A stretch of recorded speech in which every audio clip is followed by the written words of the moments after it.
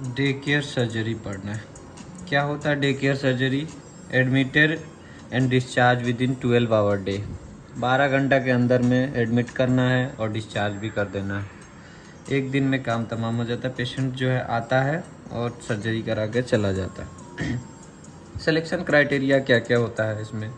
Selection criteria इसमें याद रखना है कि डे केयर सर्जरी में सिलेक्शन कैसे करना है। मेडिकल, सोशल और इन्वायरमेंटल, 3 जो है कंडीशंस हैं जो कि फुलफ़िल होना चाहिए।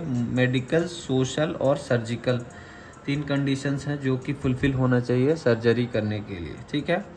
इसमें फिजियोलॉजिकल एज यूज़ करते हैं रैदर देन क्रोनोलॉजिकल एज नहीं यूज करना है, ठीक है ना। और एक होता है एएसए ग्रेडिंग होता है, वो स्टेटस एएसए स्टेटस यूज़ करते हैं। To requires over to requires careful review, मतलब इसमें एएसए क्राइटेरिया होता है, एएसए ग्रेडिंग होता है एनेस्थीसिया में। ये एएसए का क्लासिंग है, क्लास है 1 2 3 4 5 6 ग्रेडिंग होता है। ये एनेस्थीसिया में पढ़ने को मिलता है। तो अगर क्लास 2 तक है, एएसए क्लास 2 तक है, तो जो है अगर 2 से ज़्यादा है ना, तो उसको जो है sir careful procedures, careful review देखना होगा, ठीक है। और बीएमआई अगर पेशेंट का 40 से कम होना चाहिए, लेकिन ये 40 से कम अगर नहीं भी हो, स्टेन मतलब बीएमआई अलोन जो है not a Contra, this alone is not a Contra indication नहीं है, ठीक है ना। और सोशल मतलब कि सोशल क्राइटेरिया है इसको सिलेक्शन का, डीसीएस का, डे केयर सर्जरी के लिए, वो है कि रिस्पॉन्सिबल एडल्ट केयरर होना चाहिए, ताकि जो है जब भी फर्स्ट 24 आवर के लिए अगर पेशेंट जो है एल्डरली है या फिर कोई ऐसा पेशेंट है लाइक हीमोफीलिया जैसे ओवर ब्लीडिंग का, या फिर कोई प्लेटलेट डिसऑर्डर्स का पेशेंट है, तो वैसे केसेस में हमको जो है एक रिस्पॉन्सिबल एडल्ट केयरर होना चाहिए, specially in the first 24 hours में। उसके बाद जो है डे केयर सर्जरी के लिए अदर कंडीशंस जो है कि होम का जो कंडीशंस है वो सूटेबल होना चाहिए। मतलब शहर से अगर नज़दीक है हॉस्पिटल से तो ठीक है, मतलब अगर बहुत दूर है तो उससे दिक्कत है। और एबिलिटी होना चाहिए जो कि कांटेक्ट कर ले हॉस्पिटल से, इमरजेंसी अगर कोई हो तो। या फिर सर्जिकल डे केयर सर्जरी में सर्जिकल क्राइटेरिया क्या होना चाहिए? अगर कोई भी सर्जरी है 2 आवर से ज़्यादा नहीं होना चाहिए। मान लिया कि 3 आवर 4 घंटा का लिए ऑपरेशन करते चल रहा है, तो वैसे केसेस में वो एलिजिबल नहीं होगा डे केयर सर्जरी के लिए, ठीक है। और कोई recognised day care procedure, surgery procedure होना चाहिए। ऐसा नहीं है कि कोई भी नया प्रोसीजर करने लग जा रहे हैं हम, कोई भी रिकॉग्नाइज्ड प्रोसीजर होना चाहिए। और पर्सन जो है एबल होना चाहिए ईट और ड्रिंक, खा और पी लेने के लिए with in A reasonable time scale, ठीक है। और ये ऐसे ग्रेडिंग के तो बारे में बात कर ही लिया था। और बीपी क्राइटेरिया, अदर भी क्राइटेरिया, कुछ क्राइटेरिया जैसे कि बीपी लेस देन 180/100 होना चाहिए। डायबिटिक पेशेंट है तो HbA1c लेस देन 8.5 होना चाहिए। और उनको ओरल हाइपोग्लाइसेमिक एजेंट जो है सुबह में मिस करना है, नहीं खिलाना है बीपी वाले पेशेंट को। अगर बीएमआई का पूछे तो बीएमआई जो है 40 से कम होना चाहिए। कोई भी surface procedure like sebaceous cyst वगैरह, कोई भी सरफेस प्रोसीजर छोटा मोटा सर्जरी लेकर के आता तो अगर लैब कोली वगैरह करना तो लेस देन 38 होना चाहिए ऐसे प्रोसीजर्स में। ये बहुत सारा केसेस है जो कि डे केयर प्रोसीजर में होता है। और एनेस्थीसिया और एनाल्जेसिया में क्या क्या देते हैं? तो टोटल आईवी एनेस्थीसिया प्रोपोफॉल देते हैं। तो प्रोपोफॉल क्यों देते हैं? ये रिड्यूस कर देता है post of nausea and vomiting. ये नोजिया और वोमिटिंग जो है ना मोस्ट कॉमन कॉम्प्लिकेशंस होता है फॉलोइंग डे केयर सर्जरी के बाद से।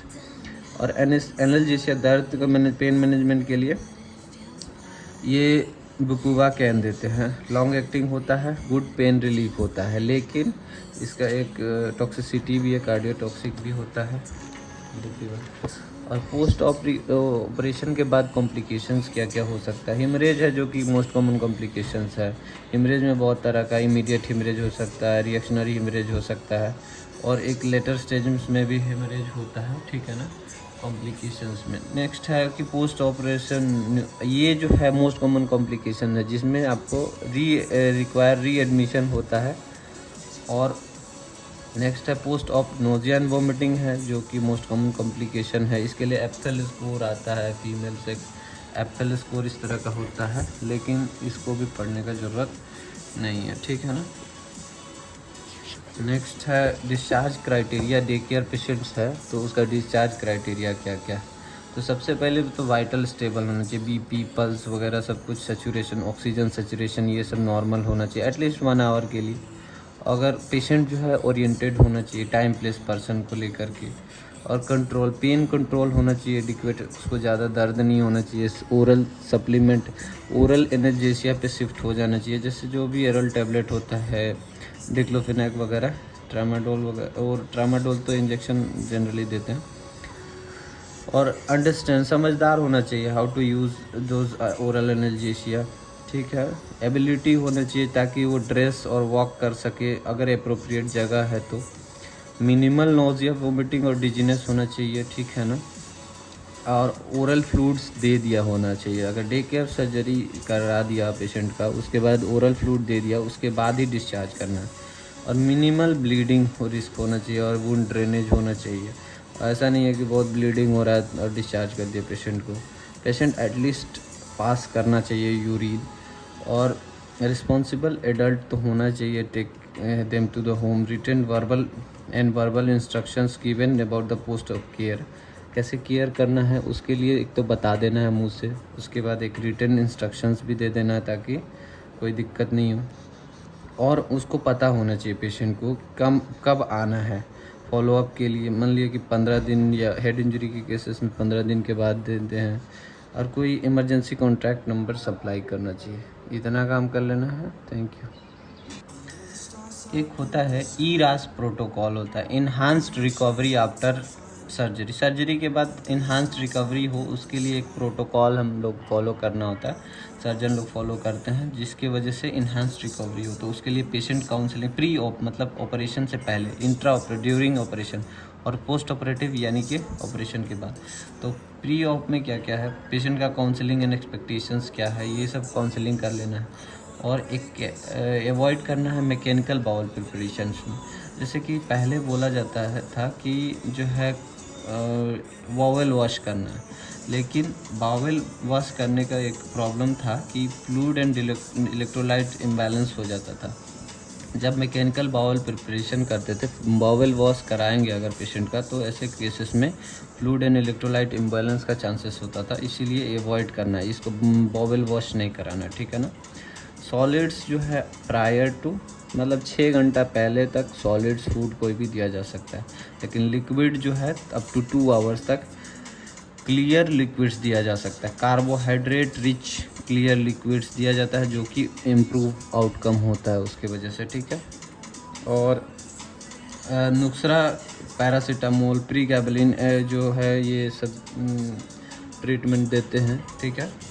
उसके बाद गाबापेंटिन, सेलिकॉक्सी प्रायर टू सर्जरी दे सकते हैं। इंट्रा ऑपरेटिव, जब ऑपरेशन हो रहा है उस दौरान में है, एक तो मिनिमली इन्वेसिव सर्जिकल अप्रोच होना जिससे कम ब्लीडिंग हो, कम इन्वेजन करे। उसके बाद local anaesthetic, long acting local anaesthetic like liposomal bupivacaine देना है।